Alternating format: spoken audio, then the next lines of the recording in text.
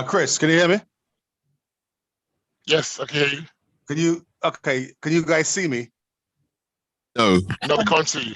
Keep it like that. Okay. We're live on Facebook now. Andrew, yeah, that's good. We can hear you, but just keep the video like that. Well, I'll tell you what, bit of joke. You're not missing nothing by not being able to see me. I'm gonna try and make it see me now. Okay, we're live on Facebook. We're live now. Okay. Yeah, so just to... Can you guys see me now? Yes. See Andrew. Yeah, sorry, I need a haircut. So do I. It's okay. Yeah. So, firstly, I saw the invite come out for the meeting, and I was interested because even though I've had my prostate checked and everything's fine, I'm more interested about preventative measures, as in, and Andrew, hi. Can I pause you a little bit? I'm going to go live right now on Facebook, okay? Is that all right? And we'll get into that matter later on, yeah? No problem at all. Thank you so much. Good evening, one and all. Thanks for joining us live on Facebook this evening.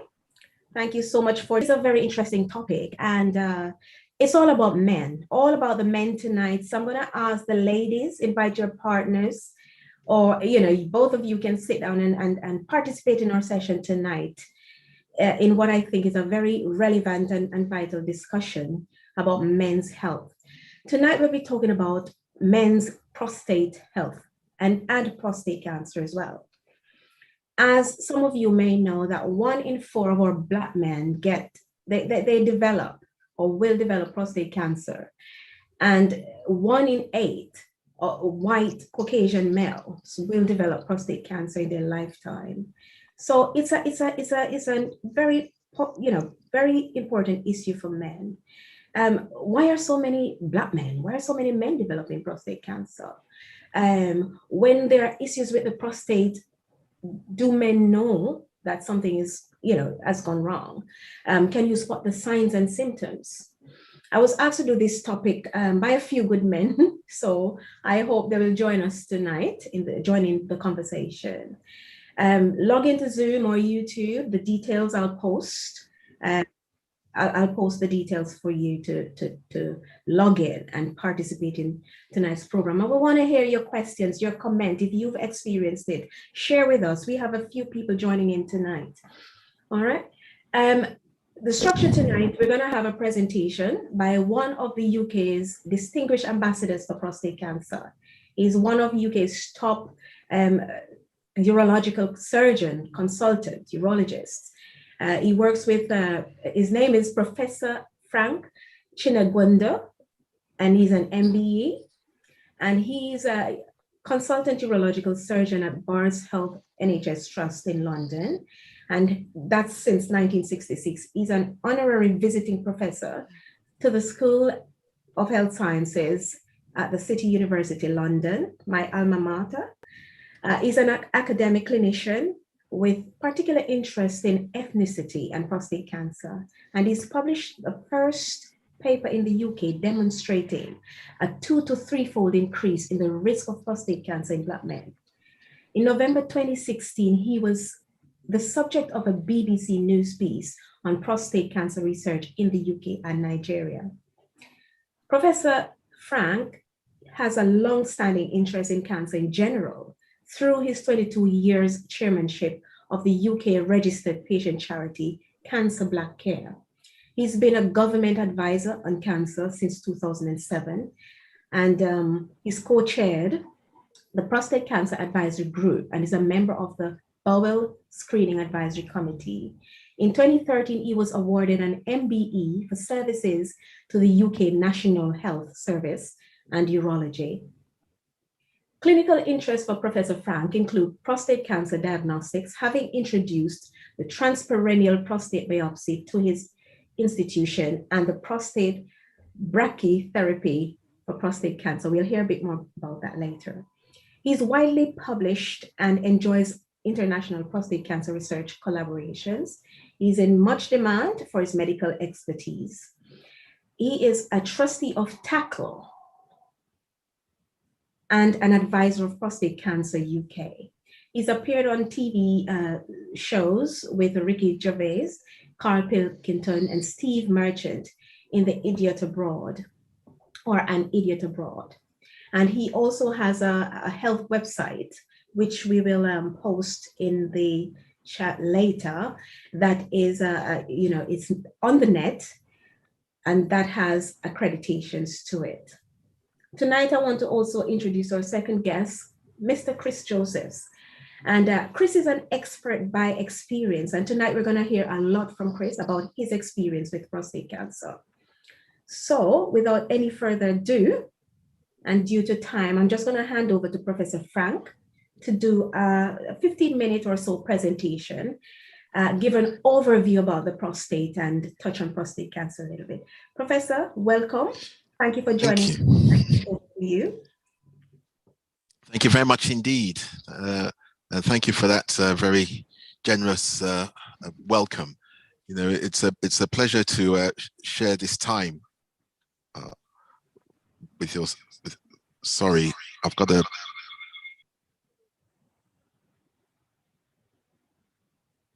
We'll be with you shortly. I think there are two screens open here, so we're just gonna sort that in a minute. But in the meantime, invite your friends, share, and let everyone know we're here tonight, so they can come and join. And you know, we want the men to come out.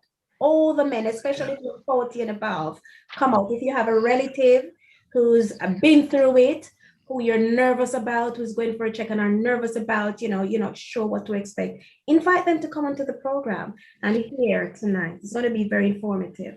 Professor? Sorry about that. Had a slight technical problem. Sorry about that. So just really talking briefly about the prostate. Why should we be so interested in this small organ that we call the prostate? Well, the reason for that is because for reasons which are unclear, Black men are far more likely to get prostate cancer than white men or Asian men. And this is the same whether you're a Black man in the UK or in the Caribbean or in Brazil or in America. Wherever the African diaspora is where you get very high rates of prostate cancer.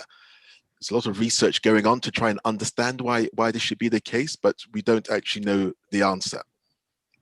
So because it does disproportionately affect us, you know, we should know about it and take measures to find it early if this is something that's going to be troubling us.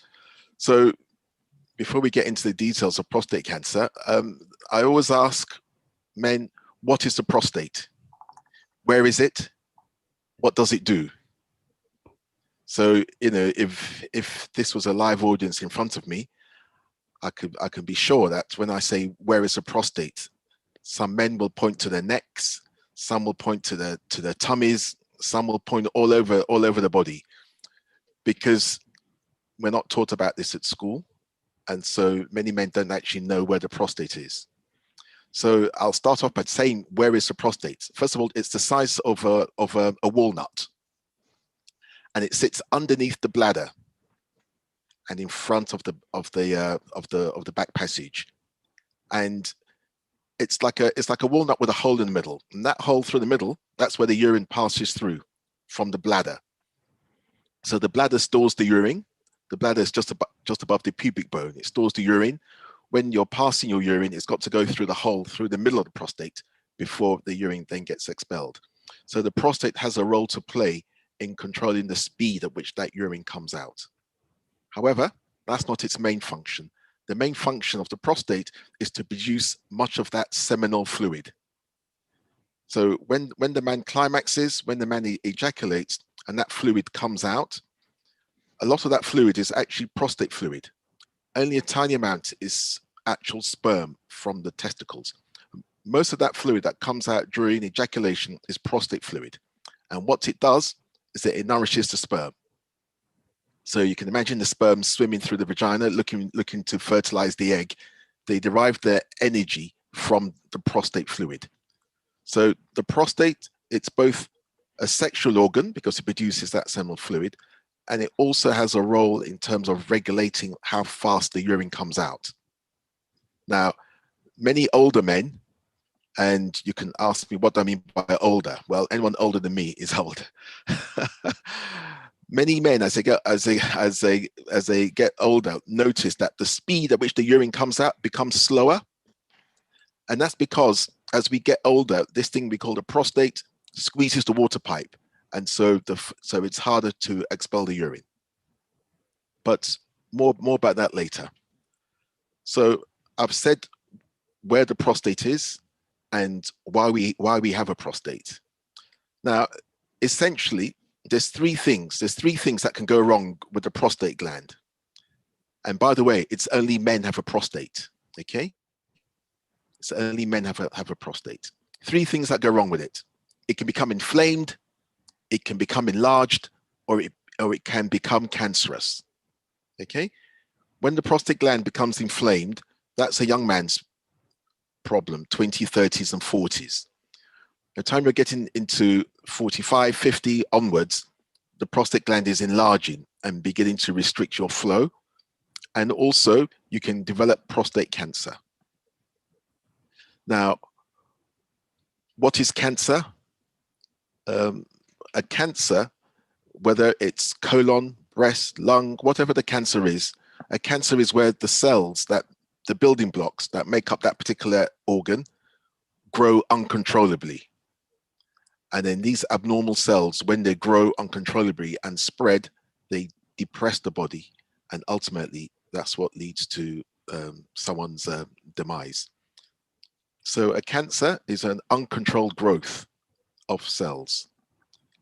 Prostate cancer is the most common cancer now in the UK.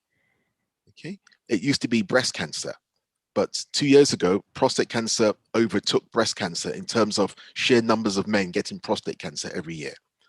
Roughly 50,000 men a year get prostate cancer. Breast cancer is maybe 45. About 12,000 men every year die from prostate cancer in the UK. Breast cancer is about 10 or 11,000. And yet, as a society, there's a far more emphasis on breast cancer. We know far more about breast cancer, and there's far more awareness than prostate cancer, which is more of a problem even. And so one of the reasons I like kind of talking in forums like this is to raise the awareness of prostate cancer, because it kills more men than breast cancer kills women. Now, people say to me, well, how do I know if I've got a problem with my prostate gland? And I say, well, there are certain symptoms that the man can get. And we're talking generally about men over 45, okay? We're talking generally about men over 45. Certain symptoms that man may develop may lead you to think that there's a problem with the prostate gland. And I'll just run through some of those symptoms, okay? Number one, if there's a delay in wanting to pass your urine. So what I mean by that is that you feel that you're pressed to go, you go to the toilet, you get ready to pass your urine, and then nothing happens. You're waiting maybe 10 seconds, maybe 20 seconds, 30 seconds, and then it starts flowing, okay? That's due to the prostate causing a blockage. Number two, the urine, when it comes out, is slower than it should be.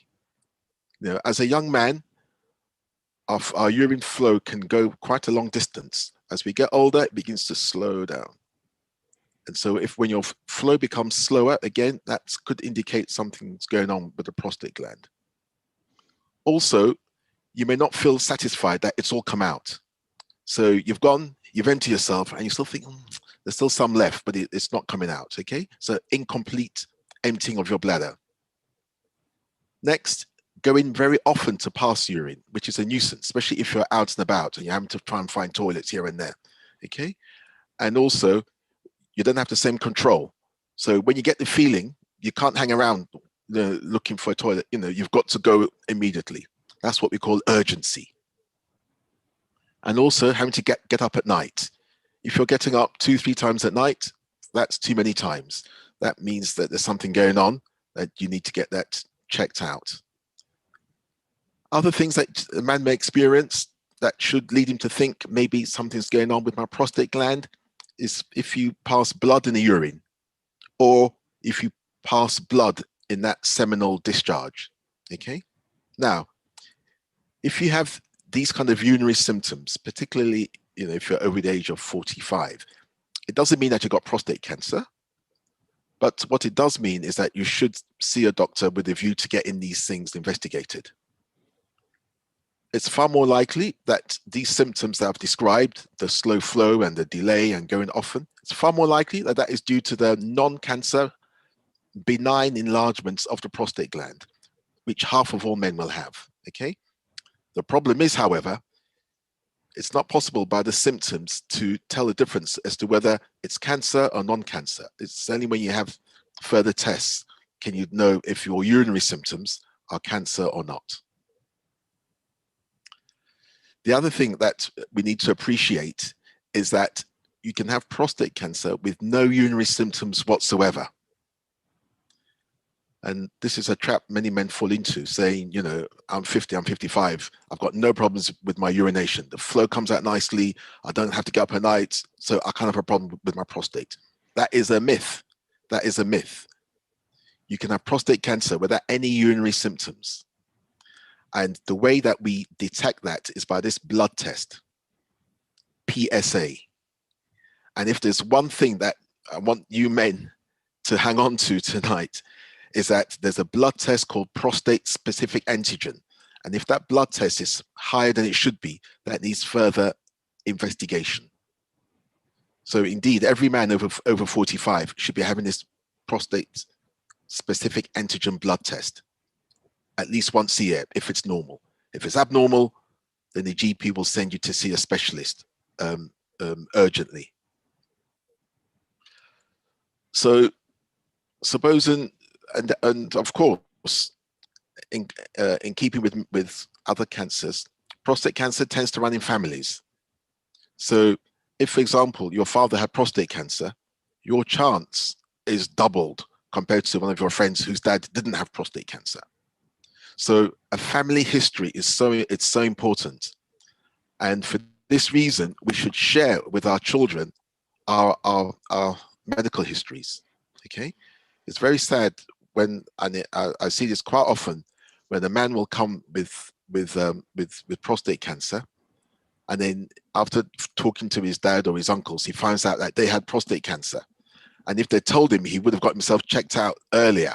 Okay, so please, if there's prostate cancer in your family, don't keep that information to yourself. The other, what I call risk factor for prostate cancer, is that if on your mother's side, so if as a guy on your mother's side there is breast cancer in the family or ovarian cancer in the family, your risk as a male offspring of getting prostate cancer is higher compared to one of your mates where there's no breast cancer in the family. Okay, so these are the kind of risk factors for prostate cancer. Being black, unfortunately, someone in the family with prostate cancer, someone in the family with breast cancer, and becoming older. Okay, so supposing you've got some urinary symptoms, or supposing you decided to get a PSA blood test, which is actually, you're right. Any man, any black man over the age of 45, if you go to your GP and say, I would like to have a PSA blood test, if the GP says, well, have you got any urinary symptoms? Say to them, it doesn't matter whether I have symptoms or not. Okay, I have seen countless men who have been turned away because they haven't got any urinary symptoms. Okay, you don't have to have urinary symptoms to have prostate cancer. And indeed, often by the time you've got urinary problems, that cancer may already have become a bit advanced. Okay, so because in the UK, we don't screen for prostate cancer, which I think is wrong. We screen for breast cancer, we screen for cervical cancer, we screen for colon cancer, we're going to start screening very soon for lung cancer, but we don't screen for the most common cancer, which is prostate cancer, which, you know, I've been lobbying the government for many, many years about this, and I'm still fighting that battle. So if the government is not going to screen us men, and in particular black men, for prostate cancer, we should take it upon ourselves to go to our GPs and ask once a year, can I have the PSA blood test? Okay. Now, supposing you have your PSA blood test and it's higher than it should be, your GP will then refer you to a urologist, a specialist like myself, who will run certain tests to find out whether you have prostate cancer or not. The other thing which I'd like to address is this business about the rectal examination. So the only way that you can actually feel the prostate gland is by putting a finger into the back passage, you know, briefly, and then you can feel the prostate. You can feel the size of it, and you can feel whether it's soft or hard. If it's hard, it's more likely to be cancer. If the prostate feels soft, it's unlikely to be, generally speaking. Now, a lot of men are put off from getting their prostates checked out because they don't want to have anyone put their finger up there. Well, I think us men have to get over ourselves. Women go through far worse than having a 10-second examination. But having said that, if you really don't want to have a rectal examination, at least have the blood test. The PSA blood test will give you 95% of the information in terms of your risk of prostate cancer. The reason for doing the rectal examination is that at times, not often, maybe 5%, the blood test is normal, but actually when the doctor feels the prostate, it feels abnormal. And so that man gets referred. Okay. So what I say to men, if you don't want the rectal examination, it's no problem. At least have the blood test. That's the most important thing. So if you go to a doctor with or without symptoms, the PSA is raised. Maybe the doctor has felt the prostate, maybe they haven't. If the PSA is raised, you'll get referred within 2 weeks to a urologist. So you'll see someone like myself. And then I will organize an MRI scan of the prostate gland.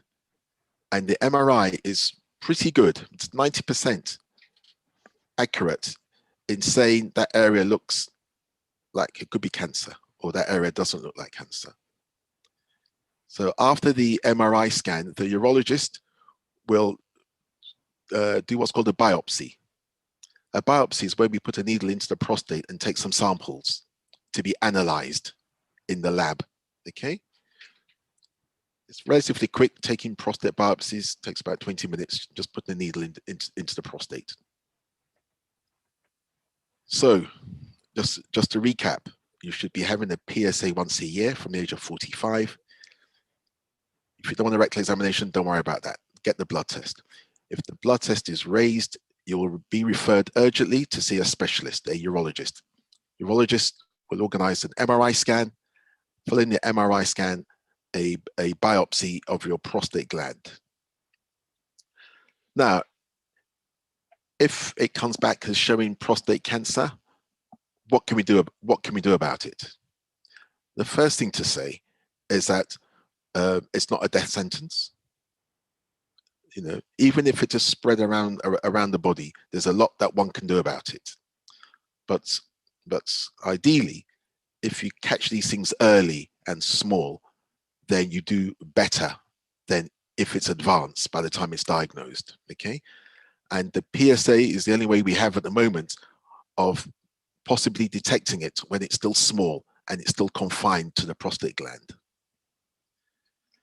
So in terms of treatments, I think I've got maybe 5 minutes left. There are various treatments for prostate cancer, very good treatments, very high success rates.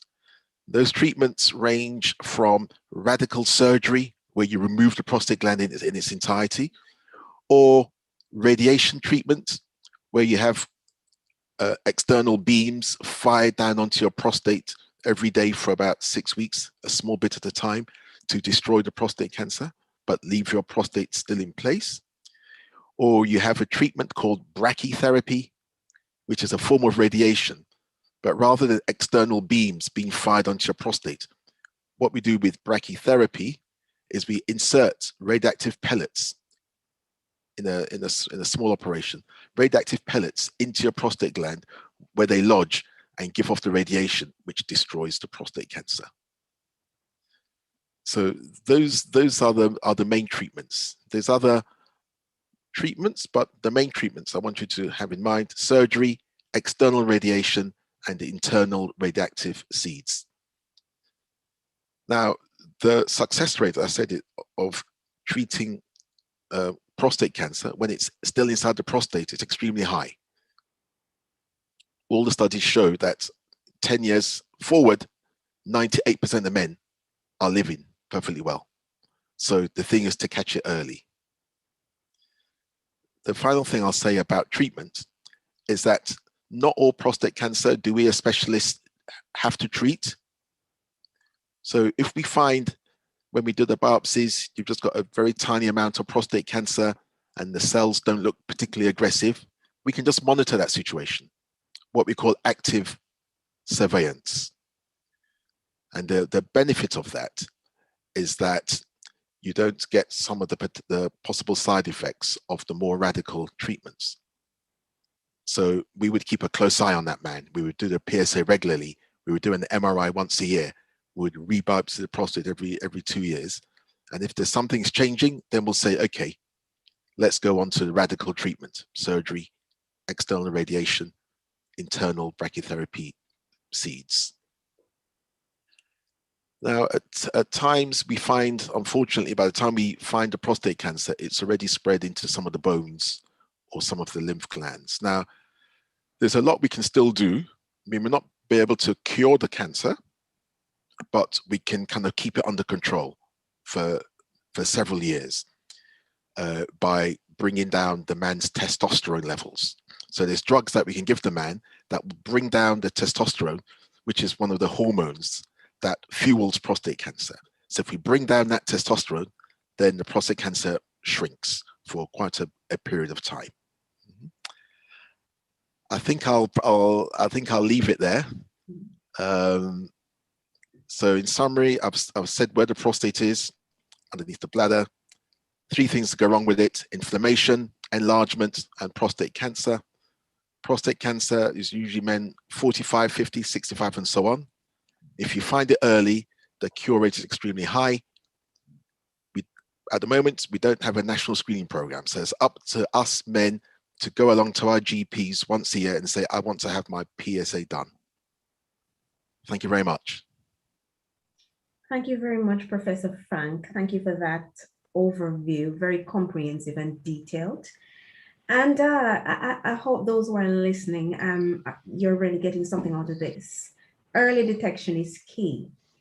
And we know that men are usually, slower than the ladies to check with their health practitioners about, or even their spouses about what's going on inside their body, or, when they notice anything strange.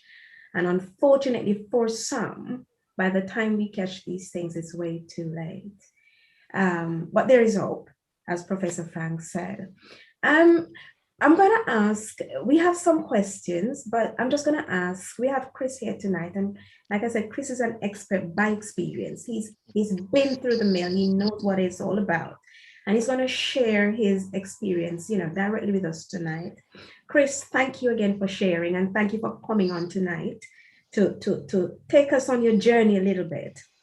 I'm just going to start by asking, what goes through the psyche of a man who first of all, how did you realize that something was wrong? Did you pick it up, or was it when you go to the GP or wherever you found out that you had this? Good evening, Eve. Good evening, Professor Frank, and good evening, everyone on board. I give thanks to my dad. I mean, Professor Frank, your explanation of how a man's history, how a person finds out if he's got prostate cancer was very clear. Now, I'm black. I'm in my 50s, and I've got a history of it, a family history. My father, who lives abroad, was key to this. A couple of years ago, I was saying 10 years ago, so maybe 11 years ago now, 12 years ago, he informed me that he was having some treatment, some radiotherapy due to his prostate. And he said to me, something that you should check out. We know West Indian men are very proud, they don't often speak about these things. But I give thanks to my dad for doing that. And then my uncle, a couple of years later, had some surgery and had some prostate problems, and I realized that it wasn't the family. And I came back to London, and I went to my doctors and I requested an examination. At the time, it was the finger, and to think that this was over 10 years ago, I've only had a physical examination once.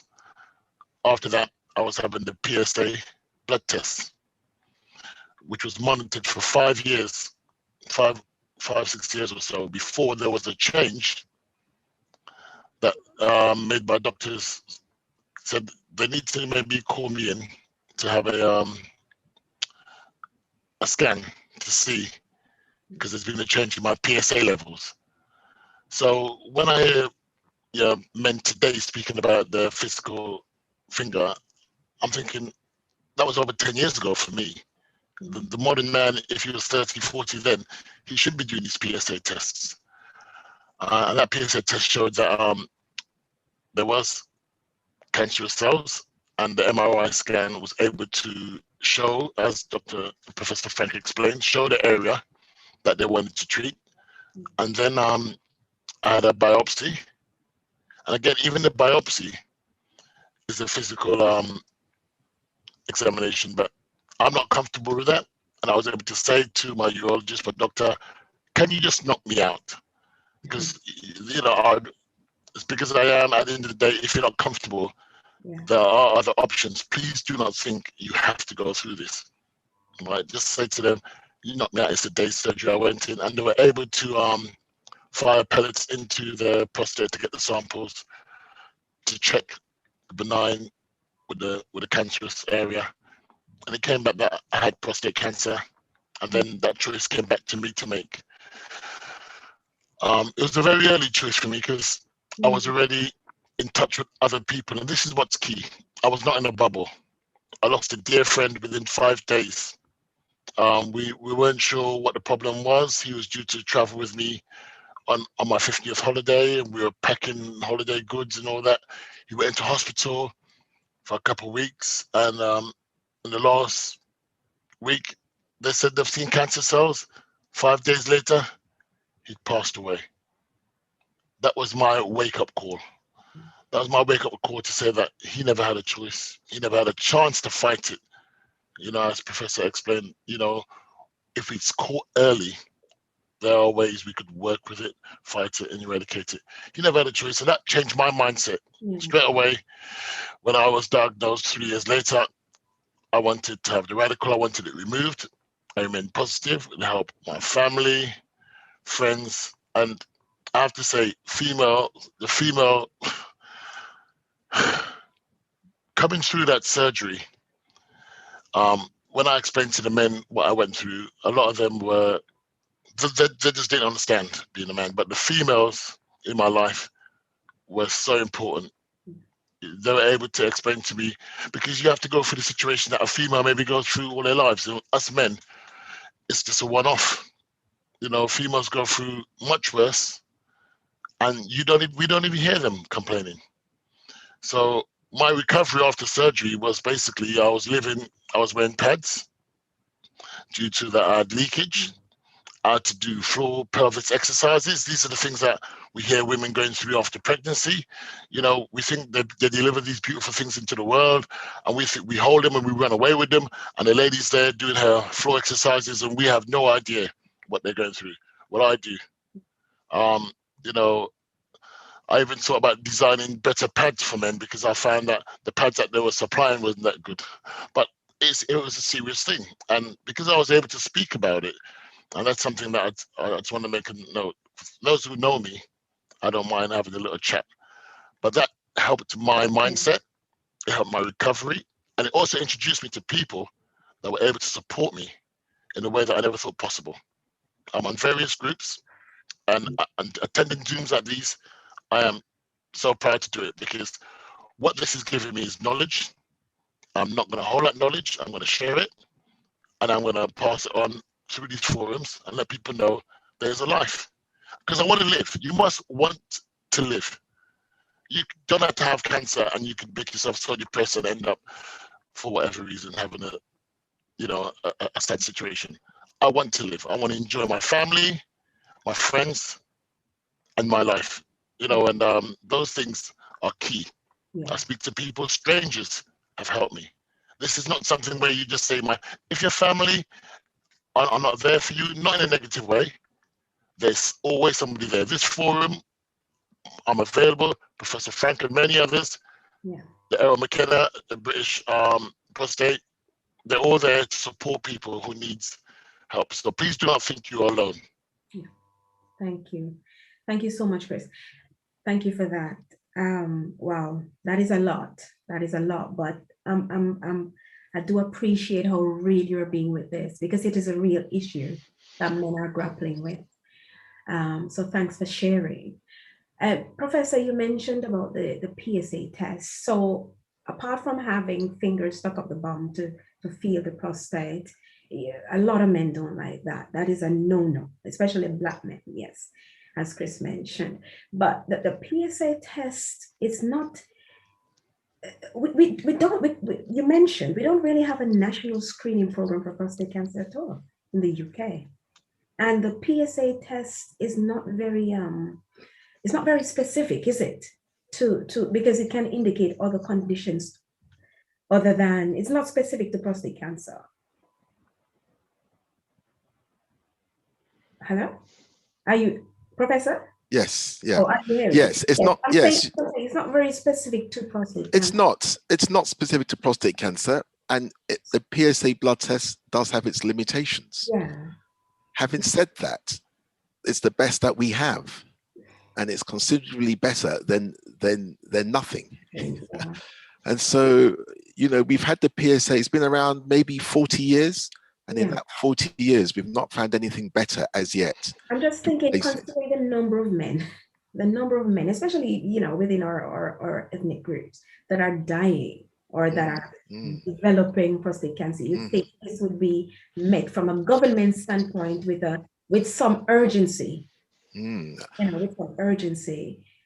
You've worked with government. What have you shared in groups, for example, in terms of your views as to a way forward other than a PSA or something better than a PSA? Well, I think it's fair to say that I have been disappointed with the kind of government. And when I say government, I mean the National Health Service response. And I have been pushing for screening, albeit with the imperfect tool that we have, which is the PSA. There is an awful lot of research going on, particularly in America, but also in the UK, to find something that's better than PSA, maybe a urine test or a different blood test that is more specific. The problem that we have with the PSA is that if it's raised, it can be raised because of infection. It can be raised because the prostate gland is inflamed. It can be raised because the man ejaculated the night before doing the blood test. It can be raised because the man has had a rectal examination. So there's various things that can raise the PSA. Okay, it'd be wonderful if we had a test that once it's high, then you have prostate cancer, but that hasn't been invented yet. So the PSA, when it's raised, it doesn't mean it's cancer, but it means you've got to investigate to find out if it's raised because of cancer, because that's the only way we have of early detection. Yeah. Okay. Thank you, Doc. Men, like I mentioned before, men tend to be a bit slower than females to approach their health practitioners. But in terms of partners, Chris, I don't know if this happened in your relationship. How can partners help men identify when something is not right? You're going to the bathroom and you find that the stream is different. Something's just off. But how can your partner help to encourage men to get checked? I don't know if this has happened for you, Chris, but what role do you think a partner can play? Yeah, a partner, anybody around you, in your household would your partner is obviously key, and things change through your life as you with your partner. I'm long-term married, and they would know signs, they would see things. It's all about conversation. It's all about conversation. Are you comfortable to speak to your partner about these things?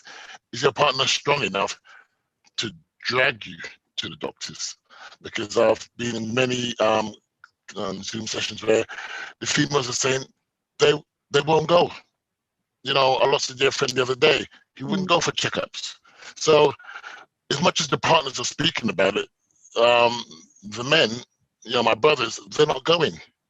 And I just want to touch on, during my experience, my two kids are fully aware of prostate cancer now. And, at the time they're in their teens. Now, this is something, the education. So we need to, this needs to be spoken about in schools. This is an education. When your kids should be telling, Daddy, Mummy, Dad, can you come to the doctors? Please go to the doctors, Daddy. I want you to live with me. Certain things in the environment, certain education needs to be put in place that men feel that they need to go. A bit more pressure needs to be put on men, because I just don't know how you're going to drag some of them to the doctors. Professor, what is it with men?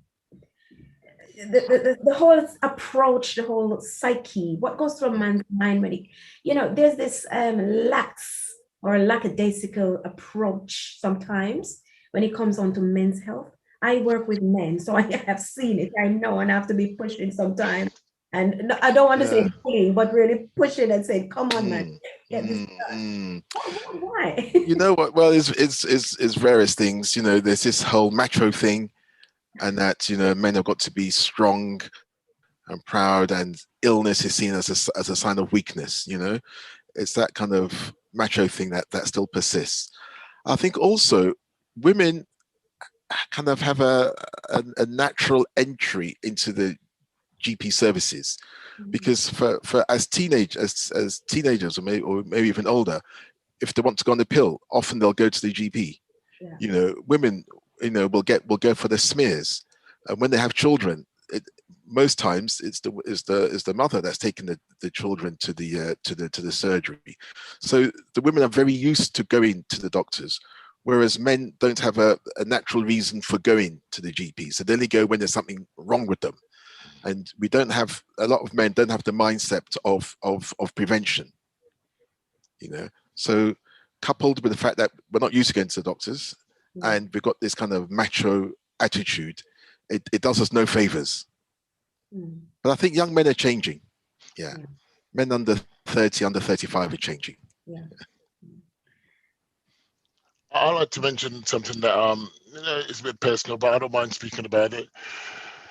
After the surgery, I've had my prostate removed. If I was 100% before, I'm down to 80%. But that 80% doesn't stop my heart from loving 100%.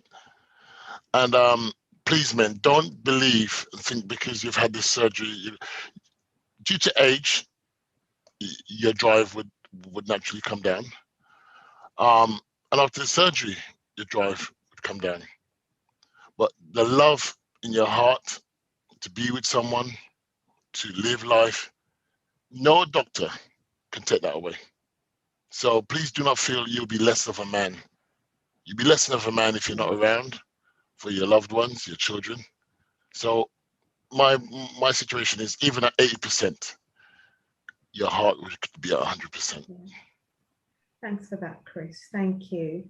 Very, very, some very poignant information tonight. Very important that men, 45 years and older, and if you're younger and have a strong family history, or your mother has breast cancer, or prostate cancer in the family, go and get checked. Don't wait. If you notice anything abnormal about your urine stream, etc., blood in your urine, urgency, as Professor Frank described earlier, go and get checked. Do not sit down and wait until it's too late. The resources are out there, the facilities are out there. Go and get checked. And Professor, one of the things that come to mind is having to wait to be screened, waiting to be screened. How does the waiting time impact on the risk of spread? Most times, getting an appointment nowadays, it's sometimes, you know, I've heard it, sometimes people say they have to wait so long to get an NHS appointment. So that period of time, you know, sorry. What I would say with that is that if there's a suspicion of cancer, you will be seen within 2 weeks. Okay. And that's COVID or no COVID. Yeah. So that hasn't changed. So 2 weeks is not long to wait. The other thing I would say about prostate cancer is that in the vast majority of times, it's very slow growing. So it's, you know, a few months isn't going to make any difference in terms of it's going to get out of hand. Yeah. So delays for prostate cancer aren't such a big issue. Okay. Thank you. Thank you. And we know that when cancer, you know, any type of cancer, that is, when it affects a family member, it cascades. Other family members, close family members are affected, whether financially, psychologically, or so on. Professor, can you give us some information as to what types of support are available out there for men and their families who may be going through, you know, diagnosis, treatment, etc.? Yeah, it's a really important point. You know, as Chris was saying, you know, you're not alone. You know, there's a lot of support from immediate family. There's a nurse specialist in the hospitals that you usually have the phone number that you can ring up. There's various helplines that you can ring up also, like Prostate Cancer UK have a very well-staffed helpline that you can ring up to speak to someone about whatever issues you're concerned about, or if you're not sure about treatments. There's a national federation of prostate cancer support groups. So all over the country, there'll be a support group in your locality that can give you information and buddy with you if that's what you want. So you can get that information off the internet.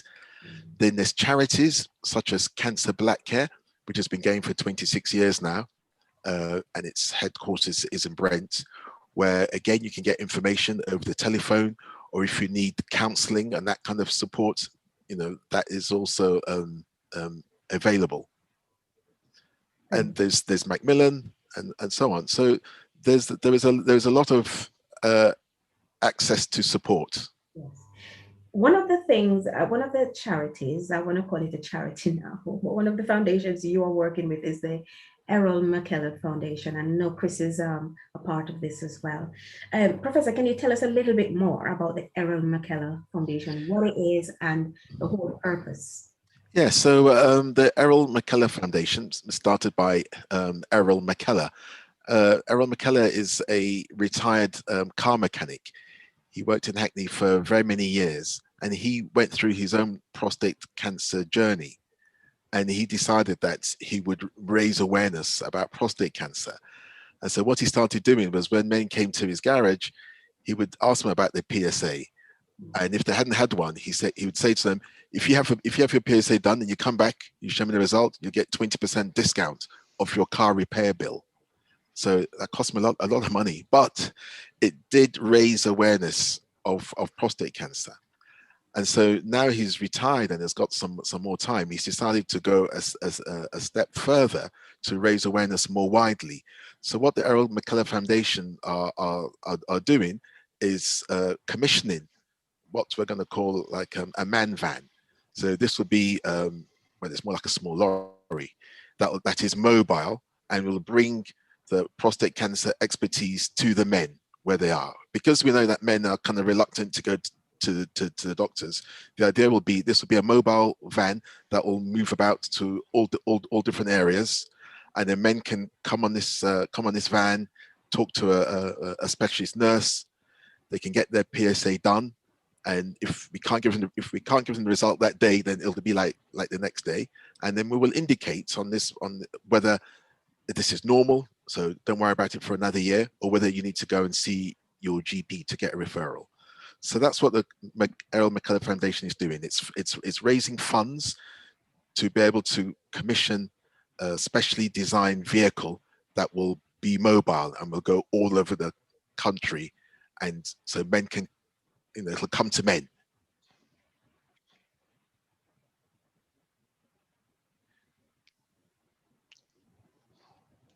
Yeah, I was saying, I think this is a very, very good initiative. As you know, there's an old adage that says, if Muhammad cannot go to the mountain, you take the mountain to Muhammad. Yes, I think it's a very, very good initiative. And I know Errol is very, very enthusiastic about this, very passionate gentleman about this. He's also awarded an MBE, Sure. but this is his passion, and really, really important for men to get checked. Men seem to be so susceptible and vulnerable to COVID, to all kinds of things affecting men, especially Black men. And it's a cause for concern. Violence, look at the George Floyd incident. Men are just vulnerable in every single area, but and this is one of them. So it's very, very important that men, you go and get checked. Professor, you spoke about some of the treatments, the radiotherapy, the brachytherapy, and so on, so radical surgery. Are there any, I know these are some questions that pop up from time to time, are there any natural way of treating prostate cancer? No. No. No food, no fruits, no vegetables, no. They do not. Well, they do not treat prostate cancer. There is no natural way of treating prostate cancer. Having said that, there's a lot that you can do as a man to improve your chances. So what I say to men is, go with the conventional medicines. I've seen too many men go with herbs and then come back 3 or 4 years later and there's nothing we can do for them. Have the conventional treatments, but alongside that, there's a lot that the man can do to improve the success rates of the treatments.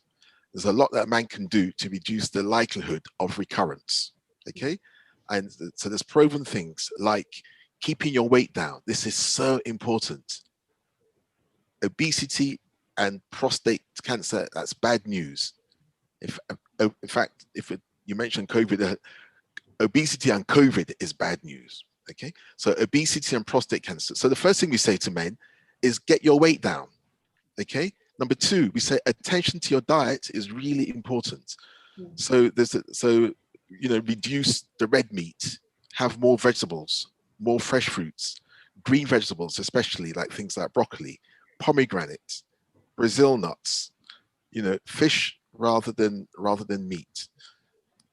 Exercise, very, very important. There's a lot of research studies have shown conclusively that if you exercise and you keep fit, you reduce your risk of recurrence of your prostate cancer. Whether it plays a role in actually preventing it, we don't know the answer to that as yet. But certainly, if you've got prostate cancer and you've had it conventionally treated, hopefully it won't recur. But to reduce the chances, attention to what you eat, exercise, diet, and sunlight, vitamin D. You need to get that sun onto your skin. So I tell you, when I see that sun, I'm out there. My shirt is off, and I'm kind of getting my vitamin D levels up. So if you can't get the natural sunlight, then at least take vitamin D supplementation. Yeah. So there's a lot you can do for yourself. But if you say to me, are there herbal products that are going to get rid of my prostate cancer? I say no. Yeah, I ask because a lot of people seem to resort to, and then a friend tell a friend, use this, use that.